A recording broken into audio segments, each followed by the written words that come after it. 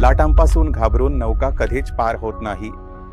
प्रयत्न करणाऱ्यांचा कधीच पराभव होत नाही.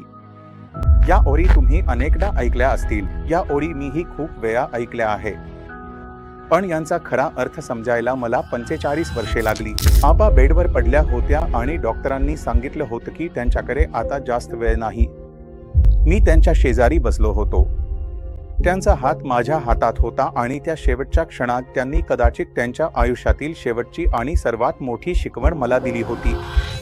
आणि ती शिकवण अशी होती की आयुष्यात काहीही कर, कोणतेही क्षेत्र निवड, कोणतीही नोकरी कर, पण व्यवसाय करू नकोस, कारण व्यवसायात खूप अडचणी आणि अनिश्चितता असते. हॅलो, नमस्कार. माझं नाव गौरव खेतरपाल आहे. मी गुलाबी नगरी जयपूर, राजस्थानहून आलो आहे. माझ्या कंपनीचं नाव आहे वन शिफ्ट टेक्नॉलॉजी. आम्ही एक टेक्नॉलॉजी स्टार्टअप आहोत. आमची मार्केट व्हॅल्युएशन 100 कोटींपेक्षा जास्त आहे. मग मित्रांनो, असे कोणते कारण होते की माझे वडील इच्छित होते की मी व्यवसाय करू नये, मी एक व्यावसायिक बनू नये, आणि मी ती प्रवास कसा सुरू केला आणि कसा पुढे नेला? चला कथा सुरू करूया. मी इथे 3 कारणांमुळे आलो आहे. सर्वप्रथम मी त्या 3 कारणांबद्दल बोलेन. मग मी तुम्हाला माझ्या कथेबद्दल सांगणार आहे. असं म्हटलं जातं की जर तुम्ही स्वतःचा व्यवसाय किंवा स्टार्टअप सुरू करत असाल तर त्यासाठी एक वयाचं बंधन असतं किंवा त्यासाठी एक योग्य वय असतं. आणि इट स्टार्टअप्ससाठी असं म्हटलं जातं की जर तुम्ही 21 वर्षांचे असाल, 25 वर्षांचे असाल किंवा 30 वर्षांचे असाल तर तीच योग्य वय आहे स्टार्टअप सुरू करण्याची. मी माझा स्टार्टअप 45 वर्षांच्या वयात सुरू केला होता, जेव्हा माझे बरेच लोक, बरेच मित्र, माझ्या वयाचे बरेच जण ते सेमी रिटायर्ड झाले होते किंवा खूपच आरामदायक आयुष्य जगत होते. तर मी असं का केलं याबद्दल मी अजून बोलणार आहे. पण 45 वर्षांच्या वयात सुद्धा तुम्ही एक नवीन व्यवसाय सुरू करू शकता. तुम्ही स्वतःची कंपनी लॉन्च करू शकता. दुसरी गोष्ट जी मी सांगू इच्छितो ती म्हणजे मी माझी कंपनी, जेव्हा तुम्ही IT स्टार्टअप बद्दल ऐकता, कुणाला भेटता, त्यांच्याशी बोलता, त्यांना सांगता की मी IT स्टार्टअप करत आहे, ते तुम्हाला हे विचारणार नाहीत की तुम्ही कुठे करत आहात. ते तुम्हाला विचारतील की तुम्ही बेंगळुरूमध्ये राहता का, किंवा तुम्ही हैदराबादमध्ये राहता का, किंवा तुम्ही पुण्यात राहता का. कोणी विचारही करणार नाही की तुम्ही जयपूरमध्ये राहता. म्हणून जेव्हा मी लोकांना सांगतो की मी जयपूरमध्ये राहून हा स्टार्टअप करत आहे, तेव्हा त्यांचे जे एक्सप्रेशन्स असतात ते पाहण्यासारखे असतात. आणि हे सांगण्याचा उद्देश असा आहे की तो काळ गेला की जर तुम्हाला IT कंपनी चालवायची असेल तर तुम्ही IIT मधून असणं गरजेचं आहे, किंवा तुम्ही बेंगळुरूमध्ये असणं गरजेचं आहे, किंवा तुम्ही हैदराबादमध्ये असणं गरजेचं आहे, किंवा तुम्हाला US किंवा UKला जाणं गरजेचं आहे. ही संधी प्रत्येक ठिकाणी उपलब्ध आहे. तुम्ही लहान शहरात असलात किंवा गावात असलात तरी चालेल. तुम्हाला फक्त इंटरनेटची गरज आहे. तुम्हाला खूप मेहनत करावी लागेल आणि मग तुम्ही जगात जे हवं ते करू शकता. तर दुसरं कारण हे आहे जे मी इथे येऊन सांगू इच्छितो. आणि तिसरं एक कारण असंही आहे. जयपूर, भारताचे जे स्टार्टअप इकोसिस्टम आहे ते जगभरात खूप प्रसिद्ध आहे. खूप लोकांना हे माहिती आहे. इथे खूप सारे VCs आहे, एंजल इन्व्हेस्टर्स आहे, आणि मोठमोठ्या कंपन्या इथूनच निर्माण झाल्या आहेत. आणि अशी एक धारणा आहे की जर तुम्हाला स्वतःचा स्टार्टअप सुरू करायचा असेल किंवा स्वतःची IT कंपनी बनवायची असेल तर तुम्हाला गुंतवणूकदाराची गरज असते. तुम्हाला एंजल इन्व्हेस्टर हवा असतो. तुम्हाला मोठं नाव हवं असतं. तुम्हाला शार्क सारख्या शोमध्ये जाणं गरजेचं आहे. जोपर्यंत ते तुमच्या कंपनीमध्ये पैसे गुंतवत नाहीत किंवा जोपर्यंत कुठलं मोठं नाव तुमचं ब्रँड अँबॅसेडर होत नाही, तोपर्यंत तुम्ही यशस्वी होऊ शकत नाही. तुम्ही एक छोटी कंपनीच राहाल. तुम्ही कधीच मोठ्या प्रमाणावर वाढू शकणार नाही. म्हणून ही तिसरी सुद्धा एक चुकीची धारणा आहे, एक मिथ आहे, ती मी माझ्या गोष्टीतून बदलू इच्छितो. तर मी माझी गोष्ट सुरू करतो 45 वर्षांपूर्वी. 1987 ची गोष्ट आहे. जयपूर, गुलाबी नगरी, भारताची पिंक सिटी. एक अगदी साध्या कुटुंबात माझा जन्म झाला. म्हणजेच एक भारतीय मध्यमवर्गीय कुटुंबात. माझ्या कुटुंबात माझे वडील, माझी आई आणि माझ्या 2 मोठ्या बहिणी होत्या. मी घरातला सगळ्यात लहान होतो आणि घरचा लाडका झालो होतो, आणि माझे वडील कपड्यांचा व्यवसाय करत होते. व्यवसाय होता, एक छोटीशी दुकान होती. जयपूरमध्ये बेडशीट्स खूप प्रसिद्ध आहे, ज्याला तुम्ही चादर म्हणता. जयपुरी बेडशीट्स जगभरात सर्वत्र खूप प्रसिद्ध आहे. तर आमची एक अगदी छोटीशी दुकान होती. ती माझ्या वडिलांची दुकान होती आणि तिथे पर्यटक येत असत आणि चादर घेऊन जात असत. आम्ही प्रिंट करून घेत असू आणि घर व्यवस्थित चालायचं. मी जसजसा मोठा होत गेलो, मला आधी हे समजत नव्हतं की पैशाचं काय महत्त्व असतं किंवा व्यवसायाची काय किंमत असते. माझे वडील मला नेहमी सांगायचे की ते एक व्यावसायिक म्हणून कधीच यशस्वी होऊ शकले नाहीत आणि मी त्यांना वारंवार विचारायचो की तुम्ही असं का म्हणता? ते म्हणायचे की मी खूप सरळ आहे. लोकांनी मला खूप फसवलं आहे. मी पैसे कमवू शकलो नाही. ही गोष्ट मला वाईट वाटायची, पण मला समजत नव्हतं की याचा अर्थ काय आहे. पण मी त्यांना कशी मदत करू शकतो, हेही मला समजत नव्हतं. आणि मग बोलता बोलता जसजसा मी मोठा झालो, 10वीत आलो आणि गोष्टी समजू लागल्या, तेव्हा एक दिवस त्यांनी मला बसवून माझ्याकडून एक वचन घेतलं की तू मला वचन दे की तू कधीच व्यवसाय करणार नाहीस. तू नेहमी नोकरीच करशील आणि नोकरीत आपलं सर्वस्व झोकून देशील. मी त्यांना वचन दिलं आणि त्यानंतर आणखी जास्त अभ्यास करण्याचा प्रयत्न केला. मी दोनदा IITची परीक्षा दिली. पहिल्यांदा माझं सिलेक्शन झालं नाही. दुसऱ्यांदा माझा मार्क आला. पण माझा खूप मागे होता आणि जी ब्रँच मिळत होती आणि जी लोकेशन मिळत होती, तिथे मला जायचं नव्हतं. मला अजूनही काही इंजिनिअरिंग कॉलेजमध्ये पर्याय मिळाले. मी पंजाबमधलं एक इंजिनिअरिंग कॉलेज निवडलं. तिथे मी 2 वर्ष शिक्षण घेतलं. तिथे मी युनिव्हर्सिटी टॉपर झालो. त्याच्या जोरावर आणि आणखी एक परीक्षा दिल्यानंतर माझं दुसऱ्या कॉलेजमध्ये प्रवेश झालं. तिथेही मी अभ्यास केला आणि तिथेही मी टॉपर्समध्ये होतो आणि संपूर्ण बॅचमध्ये सुमारे 200-250 मुलांमध्ये मी पहिला होतो, ज्याला कॅम्पस प्लेसमेंटमधून नोकरी मिळाली. माझी नोकरी भारताबाहेर लागली. मला खूप चांगला पॅकेज मिळाला. पण असं म्हणतात की देवाला काही मंजूर नसेल तर एक पानही हलत नाही. आणि तसंच झालं. जसं माझ्या जॉइनिंगचा दिवस जवळ येऊ लागला, एकतर IT इंडस्ट्रीमध्ये थोडासा स्लंप आला, गोष्टी मंदावल्या. दुसरं असं झालं की माझ्या वडिलांची तब्येत खूपच खराब झाली. तेव्हा माझ्यासमोर हा निर्णय होता की मी माझ्या वडिलांना सोडून परदेशात जाऊन आरामदायक आयुष्य जगावं का, की मी इथेच राहून दुसरी नोकरी शोधावी. कशाही प्रकारे मार्केट खूपच आव्हानात्मक होतं. मी काय करू, काय करू? माझ्या लक्षात काहीच येत नव्हतं. माझ्या आईने मला सांगितलं की तू जा, जे काही होईल ते आम्ही पाहून घेऊ. पण मी ठरवलं की मी जाणार नाही. मी खूप कंपन्यांचे फेरे मारले. जरी माझ्याकडे कॅम्पस प्लेसमेंटमधून 3 नोकऱ्या होत्या, तरी त्या तिन्ही कंपन्यांनी नकार दिला कारण काही ना काही परिस्थिती अशी झाली की त्यावेळी IT इंडस्ट्रीमध्ये नोकऱ्या मिळत नव्हत्या. मग शेवटी मला पहिली नोकरी मिळाली. त्यात मला ₹15,000 पगार मिळाला. मी नोएडामध्ये नोकरी सुरू केली. मी त्या नोकरीत खूप मेहनत केली. त्याच्यानंतर माझा करिअर ग्राफ खूप वर गेला.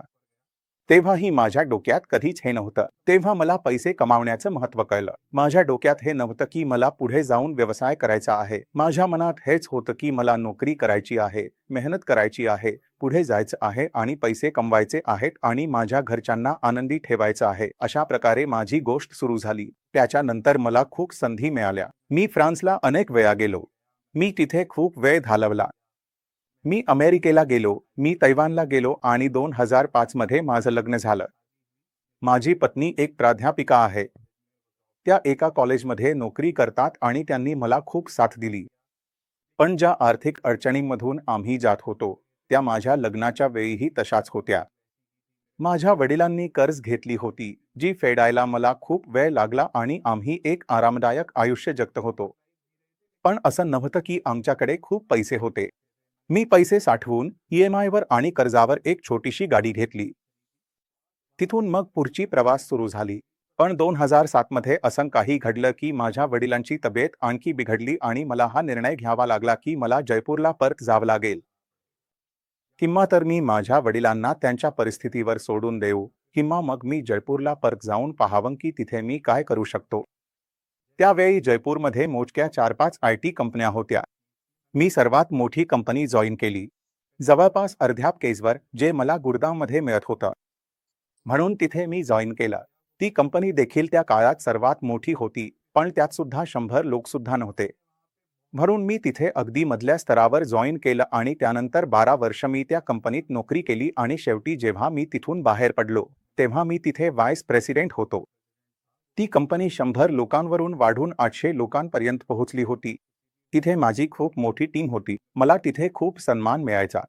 पण तोपर्यंत माझ्या डोक्यात हे आलं होतं की मला स्वतःच काहीतरी करायचं आहे. मी म्हटलं, आता मी 45 वर्षांचा झालो आहे. माझ्या करिअरमध्ये कदाचित अजून 15 वर्ष उरली आहे. मी कदाचित फारच काही करू शकणार नाही. तेव्हा मी विचार केला की जर मला कंपनी सुरू करायची असेल तर आता किंवा कधीच नाही. म्हणजेच आता करायची आहे, नाही तर आयुष्यात कधीच करू शकणार नाही. ही गोष्ट मी माझ्या पत्नीशी चर्चा केली. ही गोष्ट मी माझ्या आईशीही चर्चा केली. त्यांनी मला पूर्ण पाठिंबा दिला. माझ्या आईने मला आशीर्वाद दिला आणि 500 रुपयांची नोट दिली. शुभून म्हणून की तू सुरू कर. आम्हाला विश्वास आहे की तू मेहनत करशील आणि देव तुझ्या सोबत आहे. त्यामुळे तुला नक्कीच यश मिळेल. त्या आश्वासनासह 20 जानेवारी 2023 रोजी मी माझ्या कंपनीची सुरुवात केली. आम्ही 4 जण होतो. माझ्यासोबत 2 सहसंस्थापक होते आणि आणखी एक व्यक्ती होती आणि अशा प्रकारे आम्ही आमच्या टीमची सुरुवात केली. आता कंपनी तर स्थापन केली. आम्ही टीमही उभी केली. पण काम कुठून आणायचं? 45 वर्षांच्या वयात जेव्हा तुम्ही कंपनी सुरू करता, तेव्हा तुमच्याकडे ती ऊर्जा नसते जी 25 वर्षांच्या किंवा कॉलेजमधील विद्यार्थ्यांकडे असते. पण तुमच्याकडे अनुभव असतो. तुम्हाला माहीत असतं की इतर ठिकाणी तुम्ही कोणत्या चुका घडताना पाहिल्या आहेत ज्या तुम्ही टाळू शकता. त्या अनुभवाने मला खूप मदत केली. आम्ही हळूहळू क्लायंट्स ऑन बोर्ड घेणं सुरू केलं. आम्हाला पहिला क्लायंट यूएसएमधून मिळाला.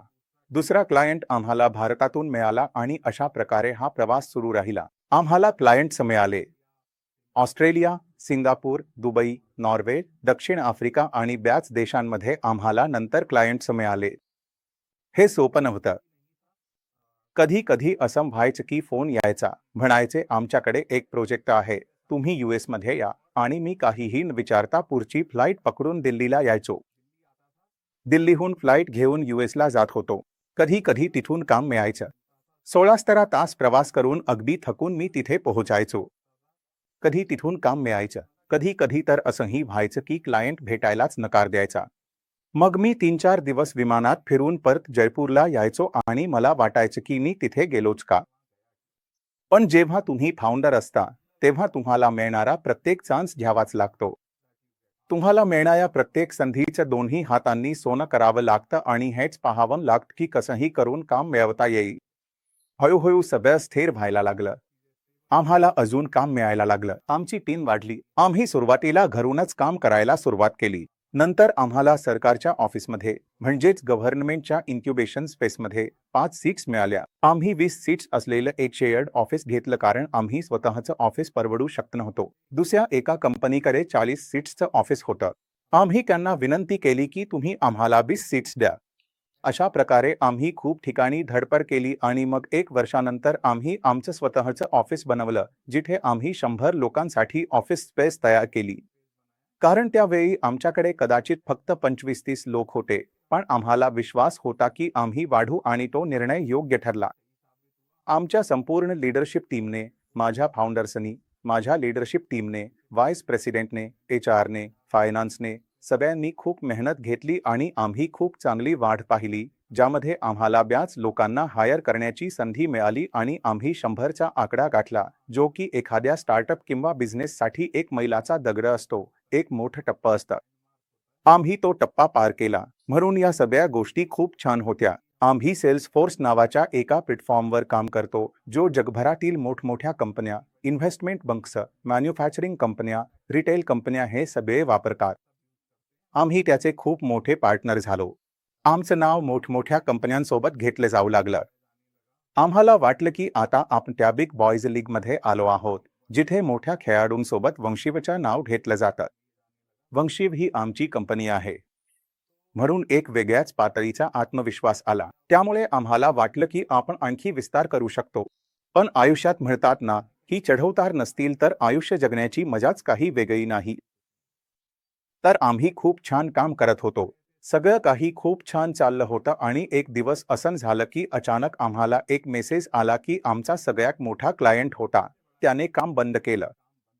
त्यांचे काही कारण होते, ज्यामुळे त्यांनी ठरवलं की रातोरात ते काम बंद करतील. माझ्या पायाखालची जमीनच सरकली.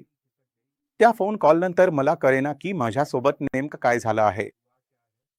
जर मी तुम्हाला तसं सांगितलं तर आमच्या बॅलन्स शीटमधून जवळपास 10 कोटी रुपये रातोरात गायब झाले.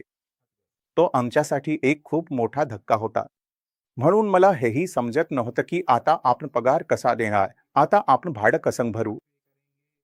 माझी मुलं शाळेत शिकतात, त्यांची शाळेची फी भरायची आहे.